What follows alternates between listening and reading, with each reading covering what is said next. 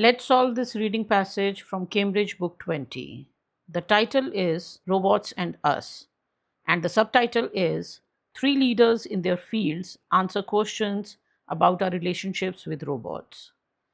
Here, leaders means experts or top people. Fields means their areas of work or subjects. So basically, this passage is about three experts sharing their opinions about robots and humans. Before we start the questions, let's quickly look at a few important words that will help you find answers faster. This passage is about robots. For robots, the passage also uses artificial intelligence, machines, computers, computer network, and machine intelligence.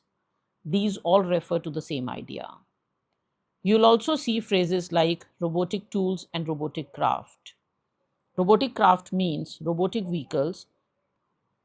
Next, one important word here is colonize. This simply means to settle and live in a new place. We usually hear this word in history, but here it is used for space, like humans living on other planets. One small pattern that can really help you is the prefix out. In this passage, we see words like outwit, outnumber, and outstrip. Out usually means more than or better than. So outnumber means more in number than. Outwit means defeat something by being more intelligent. And outstrip means become better than, similar to the word surpass. Next, a very important word is personify. This means we treat non-human things like humans. We imagine that machines can think, feel, or behave like us. Some of you may have heard the word personification in poetry. It's the same idea. Next, savants. Savants means someone who is extremely good at one thing. In this passage, it is used in a slightly different way. We see the phrase idiot savants. This means being very good at one specific task, like calculations, but not intelligent overall. That's it. Now let's move to the questions. The first question type we have is matching features. Here we have three researchers, Martin Rees, Daniel Wolpert, and Kathleen Richardson, and we have to match each statement to the correct person. Before solving these questions, the first thing I usually do is scan the passage for all the names. I want to see where each person is mentioned so I know where to look for answers. And while doing this, something very important becomes clear. This passage has a very clear and repeated structure.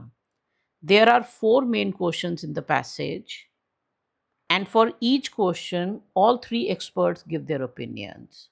So the structure is first question, Rees, then Wolpert, then Richardson. Second question, again Rees, Wolpert, Richardson. And this same pattern continues throughout the passage. This is extremely helpful. So what I have done is I've rewritten the passage in a much simpler way. Here are the first three paragraphs. Question 1, then opinions of three people. I have removed words like said, replied, response, and believes. Then paragraphs 4, 5, and 6 have the second question and then three opinions. So we have 12 paragraphs and 4 questions. This clear structure will make solving the questions much faster and easier. Now we start with matching features. We have to match each statement with one of these names. Question 27. Restrict means limit or control. So this means robots may be dangerous, so we should control them. Question 28 means people think robots are very dangerous, but actually they are not that dangerous. Question 29. Imaginative means creative. So this means robots will take a very long time to think as creatively as humans. Question 30. Fairly means in a fair or right way. So this means we may need to think about whether we are treating robots in the right way. Question 31 means robots are more useful on Earth than in space. Question 32. Mediocre means average. Science fiction means stories like books and movies that imagine the future.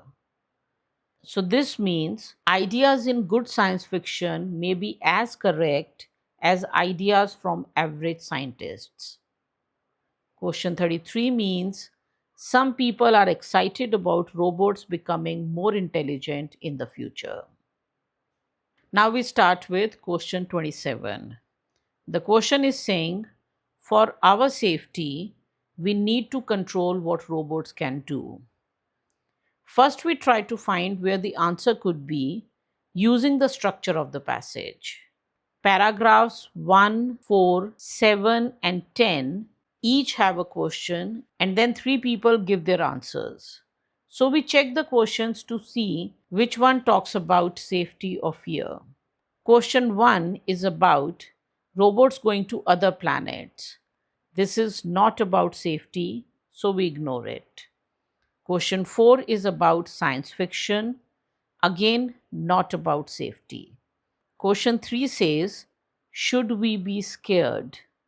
This is clearly about fear, so the answer could be here.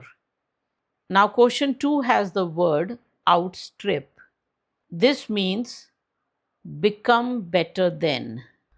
So, this is about machines becoming more intelligent than humans. This could be related to safety, but question 3 is more direct. So we start with question 3, which means we look at paragraphs 7, 8, and 9. These paragraphs have answers from Rees, Wolpert, and Richardson.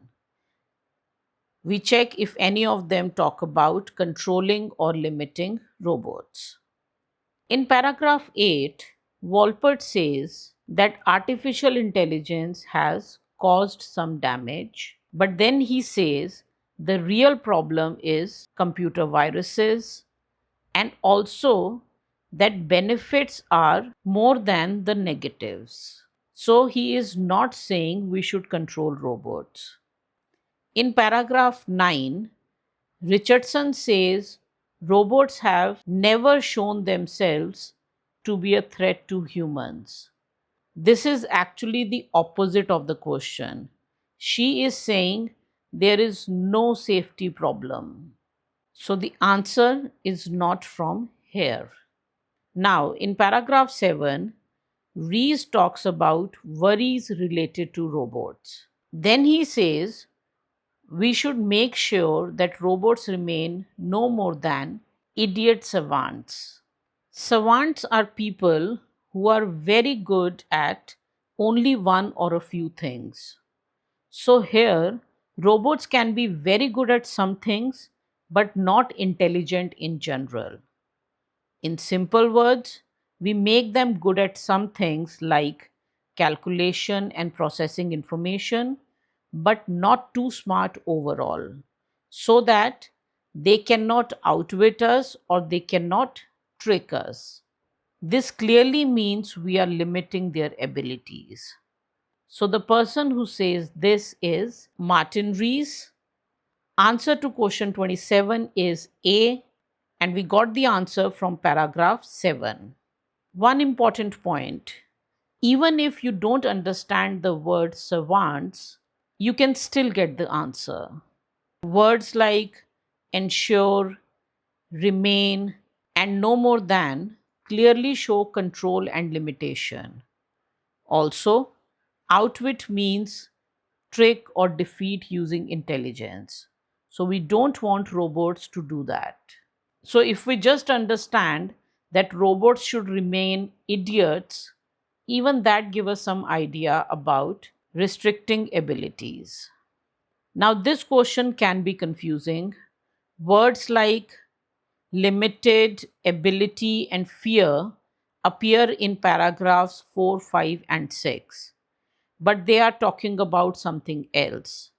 In paragraph 4, it says robots are still limited in their ability. This is present. This is already happening. The question is about future.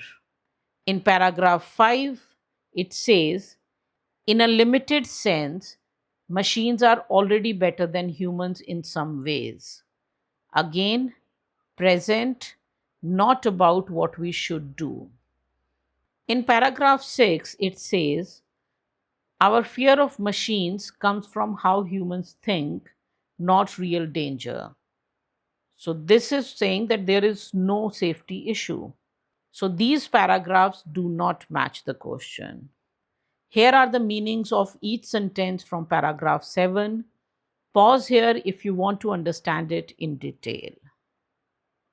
Now, let's look at question 28.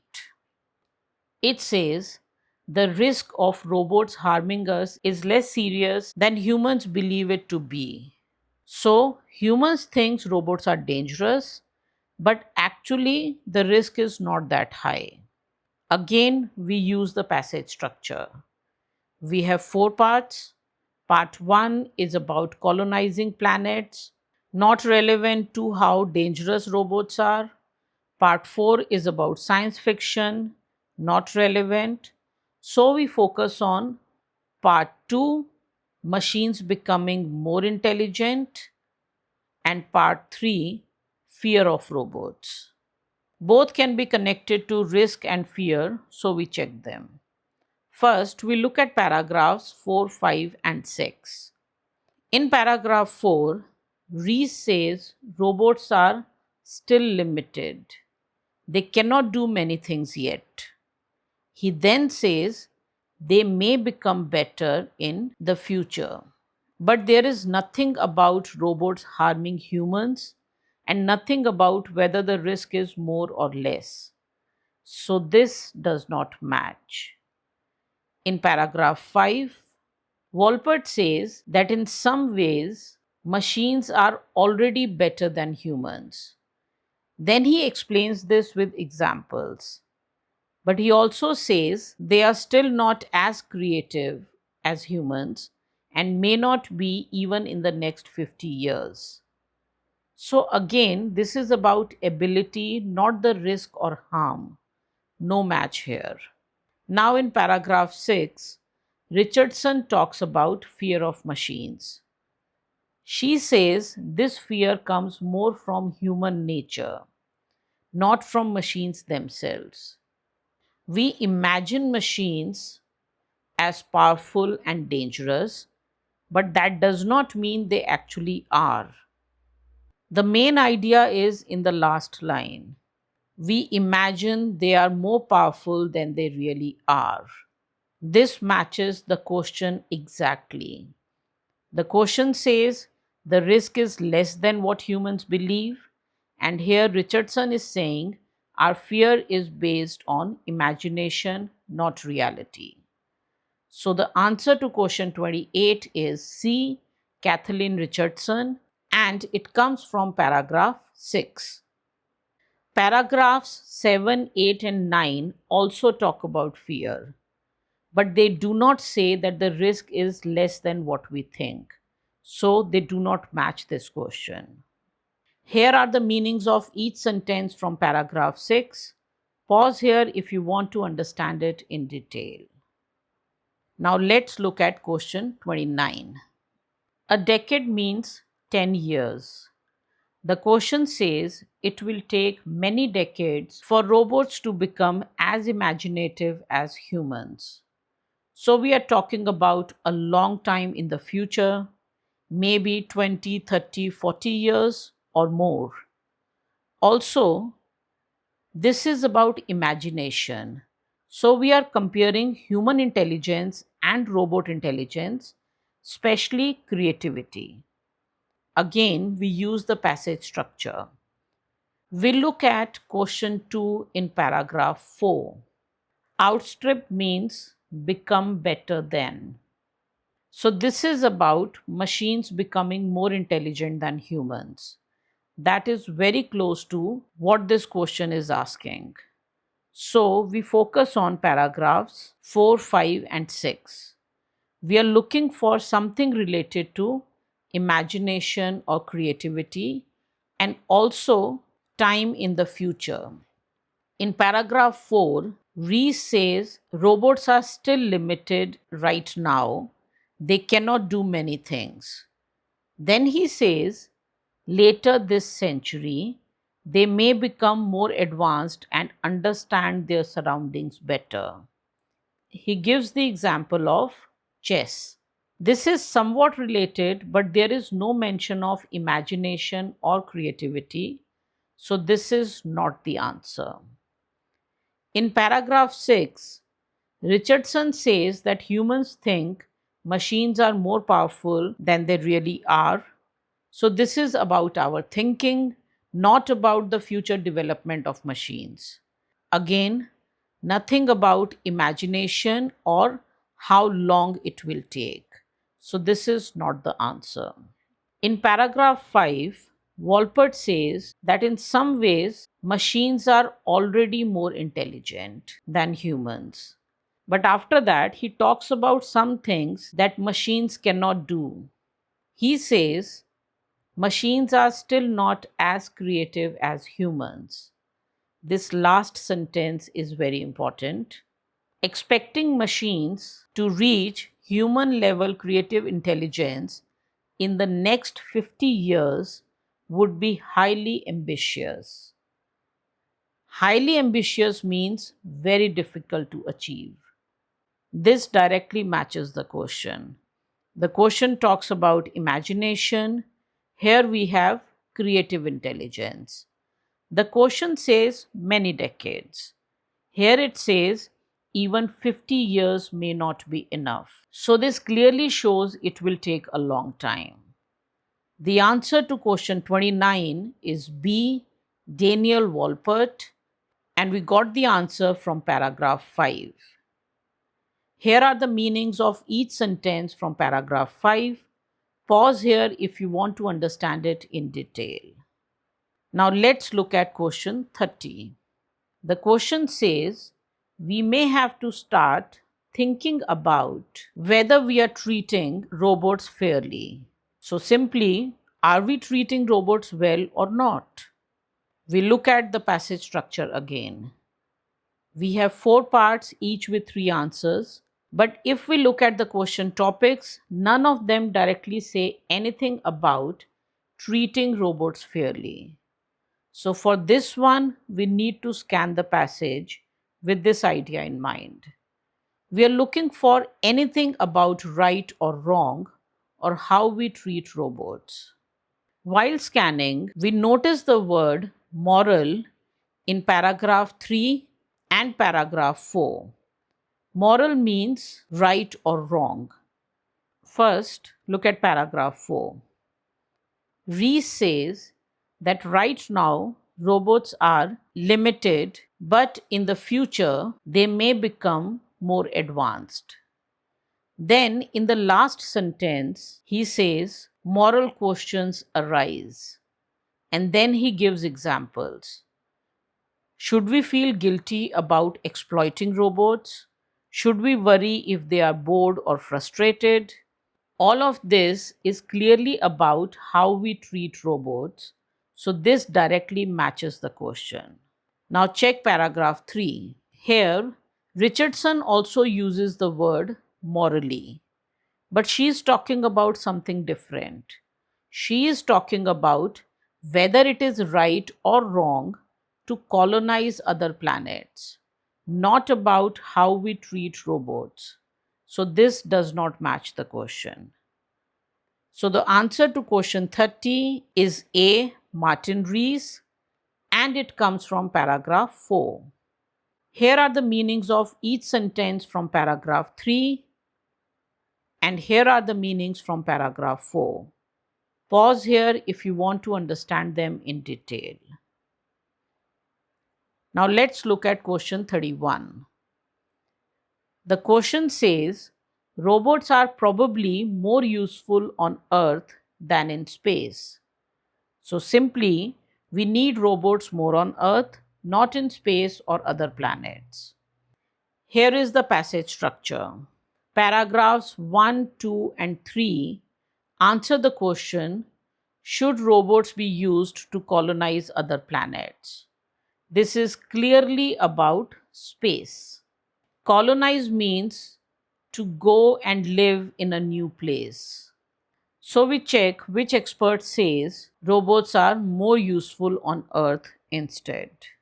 In paragraph 1, Rees talks about how robots can be used in space to map the solar system and mine asteroids. Earth is mentioned, but only to say that we won't need materials from Earth or to compare other planets with Antarctica. So nothing here says robots are more useful on Earth. This is not the answer. Paragraph 3, Richardson. She says colonizing other planets is morally doubtful. She talks about how we should treat other planets, not to impose or force our ideas on them. Again, nothing about robots being more useful on Earth, so this is not the answer. Now, paragraph 2, Daniel Wolpert. He says there is no pressing need or strong need to colonize other planets. And then the important line, using robots to gather resources nearer to home would be a better use of robots. Nearer to home means on or near Earth. So he is clearly saying robots are more useful on Earth than in space. So the answer to question 31 is B, Daniel Wolpert, and it comes from paragraph 2. Here are the meanings of each sentence from paragraph 2. Pause here if you want to understand it in detail. Now let's look at question 32. The question says, ideas in high quality science fiction may be just as accurate as ideas in the work of mediocre scientists. Science fiction means stories that imagine the future, especially with technology and science. Mediocre means average. So the question is saying good science fiction ideas can be as accurate or as correct as ideas from average scientists. We use the passage structure. Paragraphs 10, 11, and 12 answer the question about science fiction. So the answer should be in one of these. First, look at paragraph 11. Wolpert says, science fiction has often been good at predicting the future, but there is no comparison with real scientific work here. So this does not match the question. In paragraph 12, Richardson says, people often think there is a clear difference between reality, which could mean science, real work done by scientists, and fiction and fantasy, which is science fiction. But then she says that this difference is not always clear.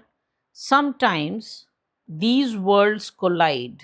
This means the two worlds of real science and science fiction sometimes overlap or come together. So, yes, she does mention scientists and their work, but she is not comparing how accurate they are with science fiction. She is only saying that the two are connected, not that one is as correct as the other. So, this does not match the question. Now, paragraph 10. Rees says it is better to read first rate science fiction than second rate science. First rate science fiction is high quality science fiction. Second rate science is work of mediocre scientists. Then he says it is more stimulating or exciting. That is, good science fiction can be more exciting. and perhaps no more likely to be wrong, which means accurate or correct. So, this means good science fiction can be just as accurate as average scientific work. This clearly matches the question. The answer to question 32 is A. Martin Rees, and the answer comes from paragraph 10. Here are the meanings of each sentence from paragraph 10. Pause here if you want to understand it in detail. Now let's look at question 33. Look forward to means feel excited about something that will happen. So the question is saying that some people are excited that robots will become more intelligent in the future. In the passage structure, we first check question 2, which is in paragraphs 4, 5, and 6. This part talks about machine intelligence compared to human intelligence. So we start with paragraph 4. Rees says robots may become more advanced in the future. But there is nothing about people being happy or excited about it. In paragraph 5, Wolpert says that machines may not reach human level creativity anytime soon. Again, no mention of people looking forward to it. Paragraph 6, Richardson says that humans imagine machines are more powerful than they really are. This is about perception, not excitement. So, none of these match. Now we check the other parts. Question 1 is about space, and question 4 is about science fiction. These are clearly not related. So, we move to question 3, paragraphs 7, 8, and 9.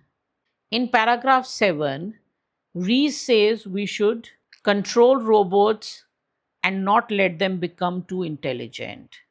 This is the opposite of looking forward to. So, the answer is not here.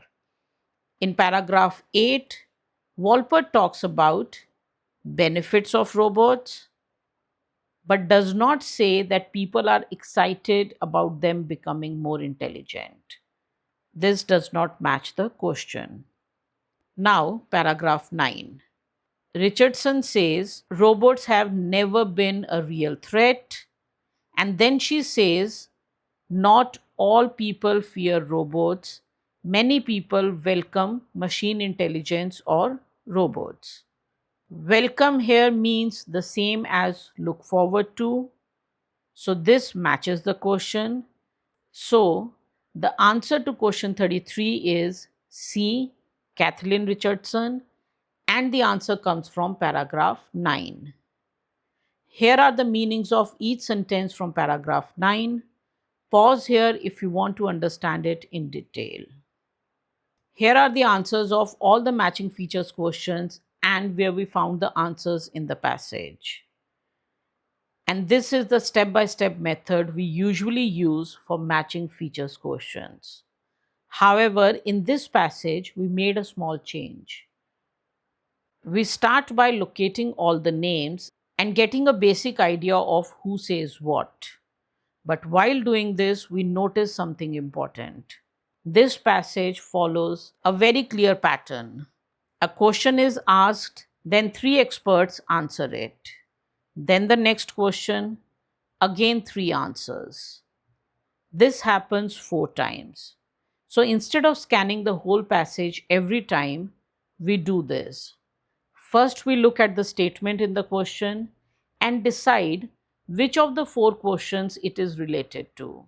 Then we go only to those 3 paragraphs and look for the answer there. This makes the process much faster and clearer.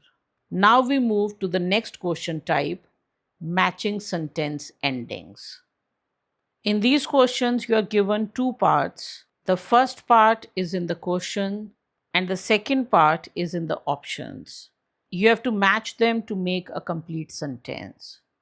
Usually there are more options than questions, so some options will not be used. This is the method we follow. The answers come in the same order as the passage. So first we read and understand the question and all the options. Then we look for keywords that help us find the location. These can be names, numbers, or any important words. Next, we scan the passage to find where the answer might be. Then we read that part carefully and eliminate the wrong options. Let's first understand the questions. We've already discussed that this passage follows a clear pattern. A question is asked, then three experts answer it. This happens 4 times. The match sentence ending questions are comparing opinions of these experts. Question 34 says, Richardson and Rees have the same opinion about the ethical aspect of something. Ethical or moral means what is right or wrong. Question 35 says, Rees and Walpert have the same opinion about the extent of something. Extent means how much or how far. Question 36 says, Walpert and Richardson have different opinions about something. Now look at the options. Option A is about robots exploring outer space. Option B is about how much AI has improved so far. Option C is about changes humans make to other planets. Option D is about damage already caused by artificial intelligence. Let's look at question 34. Ethical aspect means whether something is right or wrong. Ethics and morals mean the same thing. From the matching features questions, especially question 30, we saw the idea of treating robots fairly. That is also a moral or ethical idea. So we already know we need to look for words like moral, fair, right, or wrong. We see this in 2 places in the passage. One is paragraph 4, the other is paragraph 3. So for both of this, we have to compare the opinions of Richardson and Rees. In paragraph 4, Rees says that there are moral questions about whether we are treating robots fairly. But Richardson in paragraph 6 is not saying the same thing. She is talking about how humans imagine machines as a threat. So here, there seems to be nothing about any moral aspect. Also, none of the options in the question talk about treating robots fairly. So the answer doesn't come from paragraphs 4 and 6. Now we look at paragraphs 1 and 3. In paragraph 3, Richardson clearly says that colonizing other planets is morally dubious. Dubious means doubtful or questionable. So she is saying it may not be right. She explains that we should not impose or force our ideas on other planets. We should not just take over. Now look at paragraph 1. Rees does not use words like moral or ethical, but the idea is similar. Analogous means similar. He says that we should preserve or protect other planets in the same way as Antarctica is preserved on Earth. So, just like we protect Antarctica and do not change it for our benefit, we should also not change other planets. So, both Rees and Richardson are saying the same thing. We should not change other planets for our benefit. We should protect it. We should not force things on them. This matches option C.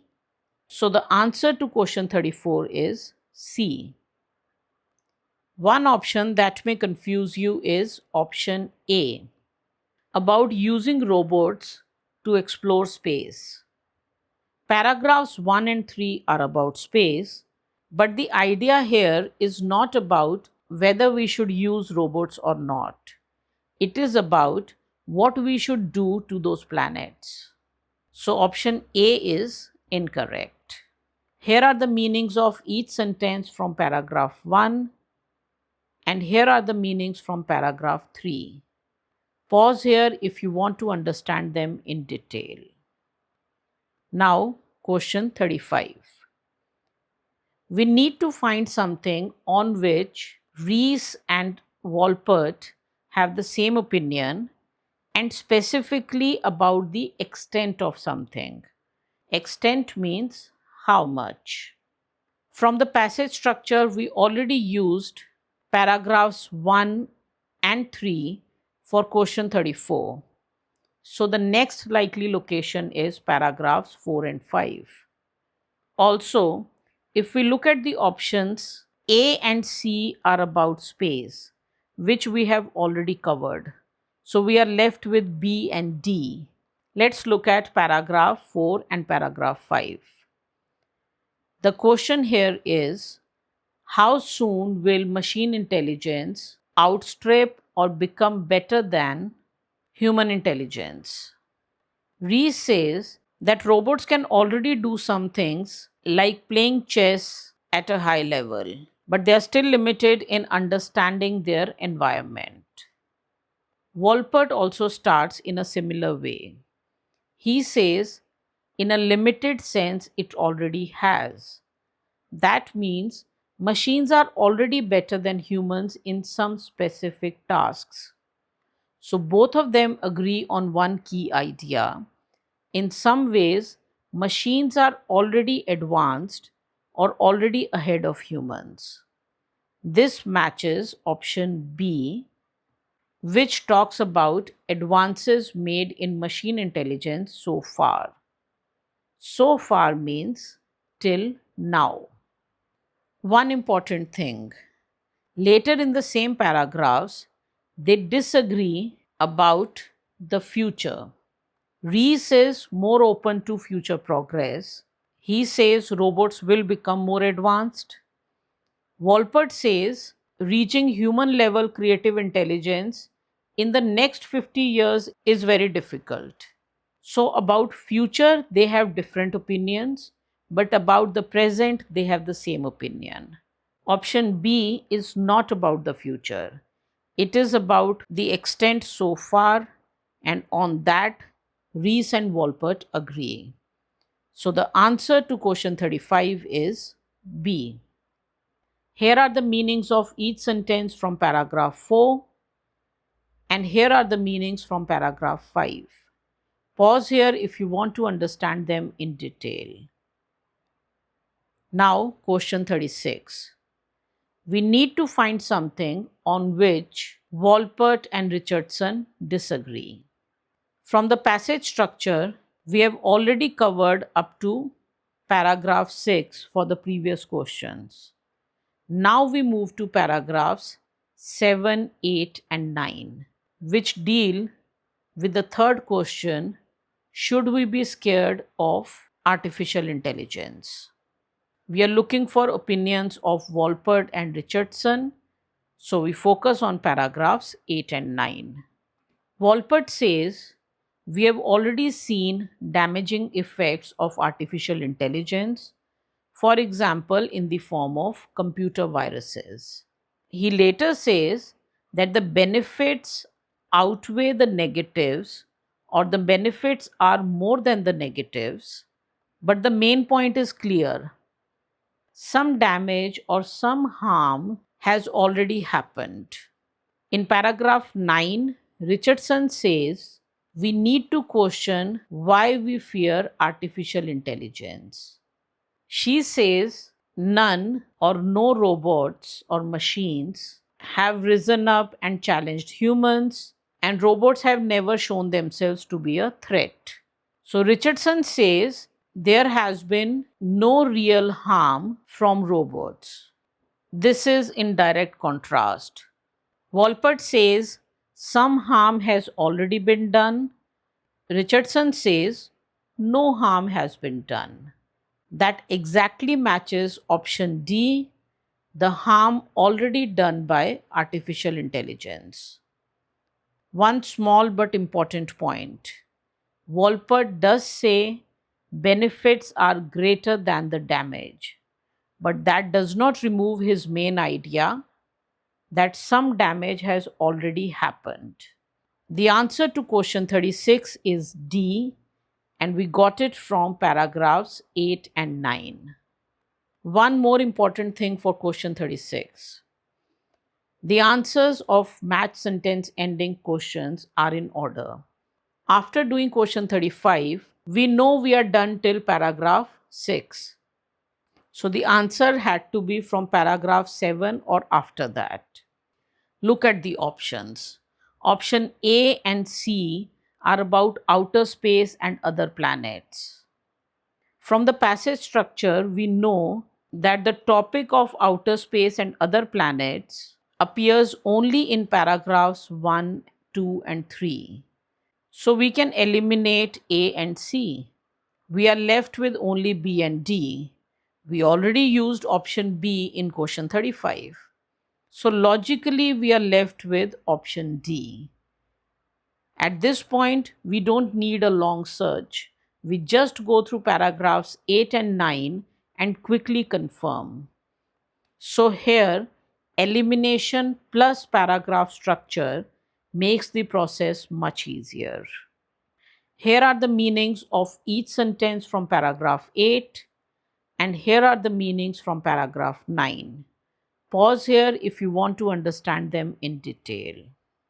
Here are all the answers of match sentence ending questions and their locations in the passage. One important thing to notice here is that all three questions involve comparing the views of two people. That means each answer is not in just one paragraph. It is spread across two different paragraphs, one for each person. So instead of looking for a single line, we are always matching ideas across two speakers. Also, just like before, the structure of the passage is extremely helpful. We discussed this clearly at the beginning of the video, so if you jumped straight here, it's worth keeping in mind. Each question in the passage is followed by responses from the same three people in the same order. Once we understand this pattern, we can quickly decide where to look. That is why for question 34, we compared paragraphs 1 and 3. For question 35, we moved to paragraphs 4 and 5. And for questions 36, we went to paragraphs 8 and 9. So the process becomes much faster. Identify which part of the passage the question belongs to, compare the relevant two speakers, match their ideas with the correct option. This combination of structure plus comparison is crucial to manage your time properly while solving a reading. Now we start with the next set of questions, multiple choice questions. The answers to these questions are in the same order as the information in the text. So we read one question and understand its options. Then we try to identify some location keywords. Usually capitalized words and numbers help. Sometimes paragraph numbers are given in the questions. Then we get the tentative location, read that part of the passage carefully, and eliminate the incorrect options while we are looking for the correct answer. Question 37 is, what point does Richardson make about fear of machines? To make a point is to say something. So, what is Richardson saying about fear of machines? Option A is comparing the fear of machines and development of advanced robots. So, option A is saying that as robots have become more advanced, the fear has also increased. Option B, inclination means habit or natural tendency. Attribute means to give or assign something. Characteristics means qualities. Non-human entities means non-living things. So option B is saying that fear of machines is because we have a habit of giving human qualities to non-human things. Option C, inanimate objects have a very similar meaning to non-human entities, that is, non-living things. Origin means the starting point of something. So option C is saying that fear of machine starts because we misunderstand how non-living things function or work. Option D, demonstrates means shows. Key difference means an important difference. So this option is saying that fear of machines show an important difference between human intelligence and machine intelligence. The question is about Richardson. From the structure of the passage, which we discussed at the beginning of this video, we know that Richardson is mentioned in paragraphs 3, 6, 9, and 12. So we scan these paragraphs to see where fear of machines or anything related to that is mentioned. Paragraph 6 mentions fear of machines. Paragraph 9 mentions fears of artificial intelligence. So we look at both of these. Option A says that fear has increased as robots have become more advanced. Richardson does not say this anywhere.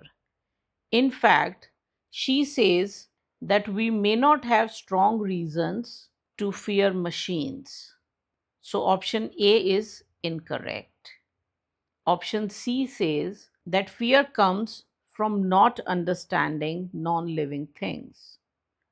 Non-living things or inanimate objects are mentioned, but they are used in a different context. It does not say that fear comes from misunderstanding them. So option C is incorrect. Option D talks about a difference between human and machine intelligence. There is no comparison between human intelligence and machine intelligence in relation to fear. So option D is also incorrect. Option B says fear comes from our habit of giving human qualities to non-human things. Personify means to give human qualities to something that is not human. The passage says that the fear stems from or comes from the human tendency or the human habit or inclination to personify inanimate things or non-human entities. So we imagine machines as if they think and behave like humans. The answer to question 37 is B. Here are the meanings of each sentence from paragraph 6, and here are the meanings from paragraph 9. Pause here if you want to understand them in detail. Question 38. Potential means something that could happen in the future. A cause of concern is something that could be a problem. Question 38 is saying, what potential advance does Rees see as a cause of concern? That is, what future development could be a problem according to Rees? Option A. Outnumbering means the numbers would become more. So, robots outnumbering people means that numbers of robots will be more than the number of people. So, according to Rees, this is something that could become a problem in the future. Option B. Robots will be able to do things that humans cannot do. Option C. Artificial intelligence or robots will be able to think on their own. Option D. Takeover means to control something. So, artificial intelligence will control every aspect or every part of our lives. We found the answer to the previous question from paragraph 6. After paragraph 6, Reese is mentioned in paragraph 7 and 10. So we look at both these paragraphs to see where the answer could be. In paragraph 7, there is a mention of being scared. Futurologists are mentioned, who are people who study and predict the future.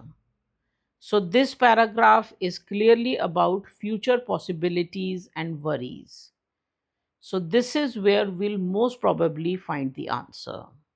So in paragraph 7, we have this asterisk next to the word singularity, and the meaning is explained at the bottom of the passage. Singularity means that robots can create more robots, and those robots are even more advanced. In paragraph 7, Reese is telling who should be worried. First, he says those futurologists or those people who predict future should be worried who believe in singularity. That is, robots will make more robots.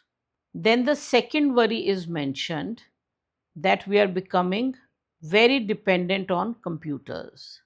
Then another important worry is mentioned, that these systems or computers could behave like a single brain with a mind of its own.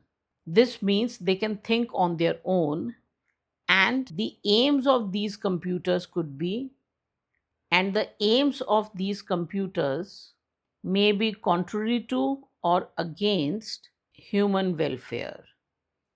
After that, the word savants is mentioned. That means someone who's very good at one particular thing. Option A says robots being more in number than humans. It is not mentioned. Yes, singularity is mentioned, which means more robots are created. But that does not mean the number of robots will be more than the number of people. Option A is incorrect. Option B, robots having abilities which humans do not. There is a mention that robots may surpass or become better than humans in calculations and processing information. But Rees clearly says that this is not a problem. Even if they become better than us, if we control them and we keep them as idiot savants, that is, they are very good at only calculations and processing information, but otherwise they are idiots, then it is not a problem. We are looking for something that is cause for concern. So option B is incorrect. Option D, artificial intelligence controlling every part of our lives. There is a mention that we are becoming more dependent on computer networks, but nothing about complete control over all aspects of our lives. This part is not mentioned, so this is not correct. Option C is artificial intelligence developing independent thought. This is directly mentioned when it says these systems may behave like a single brain with a mind of its own. A mind of its own means independent thought. So the answer to question 38 is C. Here are the meanings of each sentence from paragraph 7. Pause here if you want to understand it in detail. Question 39. Emphasize means to give special importance to something. The question is, what does Wolpert emphasize in his response to the question about science fiction? Science fiction is any kind of made up story, whether it is a movie or a book, based on future technology and science. What does Wolpert emphasize means, what does he mainly focus on, or what is his main point? Option A. Attitude means what we think or feel about something. So, this option is saying how science fiction influences our attitudes to robots, that is, how it affects the way we think or feel about robots. Option B. Fundamental means very important or basic. So, this option is how important robots are to science fiction as a genre, that is, as a category. Option C. How the image of robots in science fiction has changed over time. Over time means across different periods. So, this option is whether the way robots are shown has changed over the years. Option D. This is about how people react to similar portrayals of robots in science fiction. Portrayals means what kind of robots are shown in science fiction. So, option D says different people may react differently to similar robot images.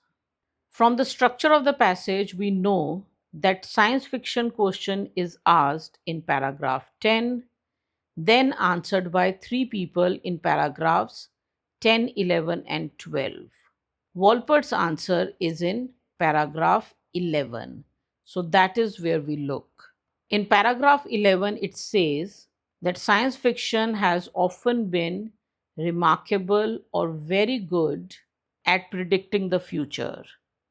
Then it says science fiction shows a wide range or many different types of possible futures. It mentions that sometimes robots are shown as cute and helpful, and sometimes as dystopian, that is, very negative or harmful. Then the final sentence says that almost no science fiction imagines a future without robots. Let's compare this to the options now. Option A is about how science fiction affects our attitudes. The paragraph does not talk about how people feel. It only describes different types of robots in science fiction. So this is incorrect. Option C is about change over time. The paragraph mentions different types of robots, but it does not say that these changed over time.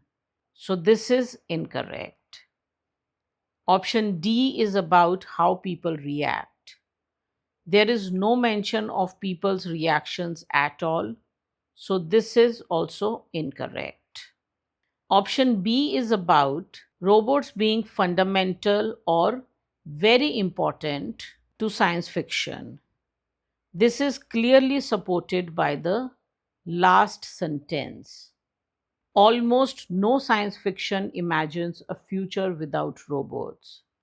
This shows that robots are central or essential part of science fiction. So the answer to question 39 is B. Here are the meanings of each sentence from paragraph 11. Pause here if you want to understand it in detail. Question 40. What is Richardson doing in her comment about reality and fantasy? Reality means what is happening in real life. Fantasy means imaginary ideas or stories, something that is not real. So the question is asking that when Richardson talks about reality and fantasy, what is she trying to do? Option A.